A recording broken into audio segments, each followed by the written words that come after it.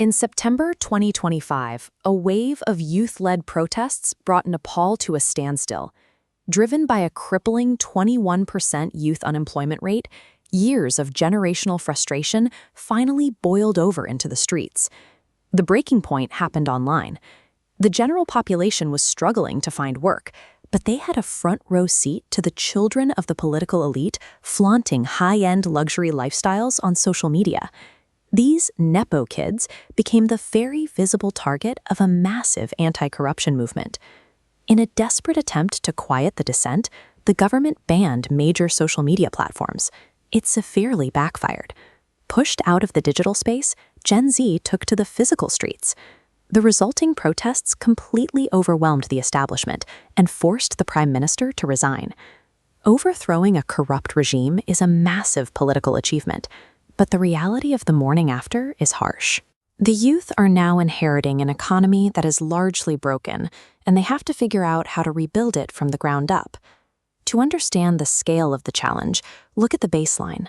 The average citizen in Nepal lives on little more than $4 a day, amounting to a GDP per capita of around $1,500.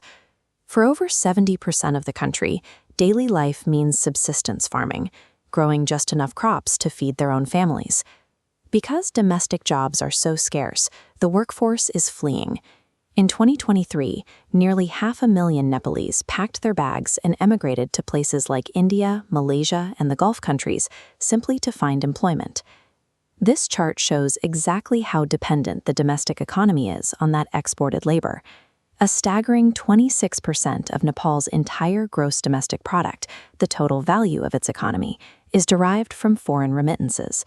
These are foreign salaries sent back home by workers overseas.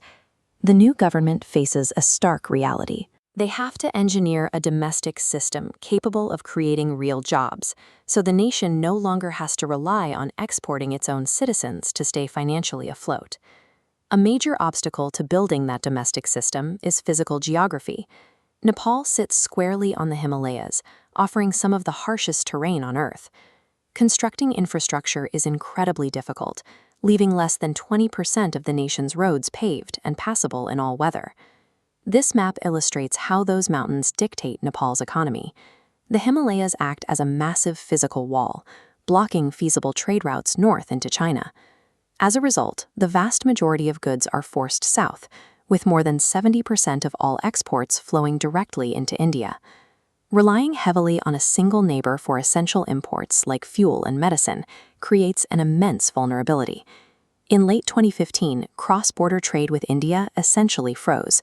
The resulting supply chain crash paralyzed the country. Families lost electricity for hours, hospitals lacked basic medications, and a severe shortage of cooking fuel left citizens cutting down trees just to boil water and cook their meals. Because it is landlocked and hemmed in by mountains, Nepal operates as a captive trading partner. Any effort to rebuild the economy is strictly bounded by its geography. Adding pressure to this geographic trap is an impending international deadline.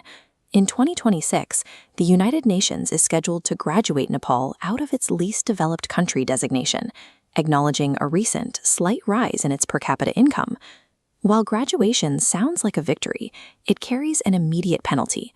Nepal will suddenly lose its international safety net, which includes preferential foreign aid grants, near-zero interest loans, and tariff-free access to global markets.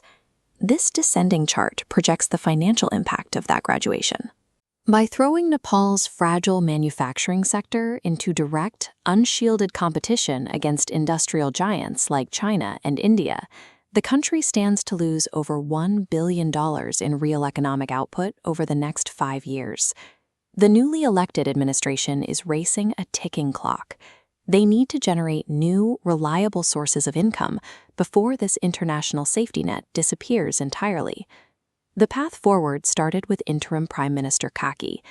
Stepping in immediately after the September protests, she provided the steady leadership required to keep civil services running and prevent a total government collapse during the transition of power. Then came the crackdown on corruption, which triggered an unexpected economic hurdle. When high-profile scandals, like the highly inflated costs surrounding the Pokhara International Airport, were targeted, foreign investment temporarily dropped. The old, predictable system of bribery was dismantled, leaving investors hesitant to commit cash until the new rules were clear. The rules became clear in March when Nepal successfully ran a free and peaceful election. The overwhelming youth vote put Prime Minister Shah into office, carrying a clear mandate to aggressively reform the institutions they had marched against. Establishing clean, reliable governance involves short-term financial pain, but tearing out that entrenched corruption is the mandatory first step required to attract legitimate foreign capital back into the country. And that capital is focusing on Nepal's most abundant natural resource. The exact same Himalayan peaks that restrict international trade also provide fast-flowing rivers with massive hydroelectric potential. This gauge tracks that growing energy capacity. Nepal's domestic infrastructure currently generates around 3,100 megawatts. But the total estimated potential sits at an enormous 83,000 megawatts, giving the nation a massive runway for economic growth. By tapping into that surplus, Nepal is securing historic, long-term power export deals. They are now sending clean, renewable electricity outward into India and Bangladesh, the very neighbors they historically depended on for survival. By converting a geographic barrier into an energy export, the next generation has found a viable strategy to break the cycle of poverty and finally build an independent economy.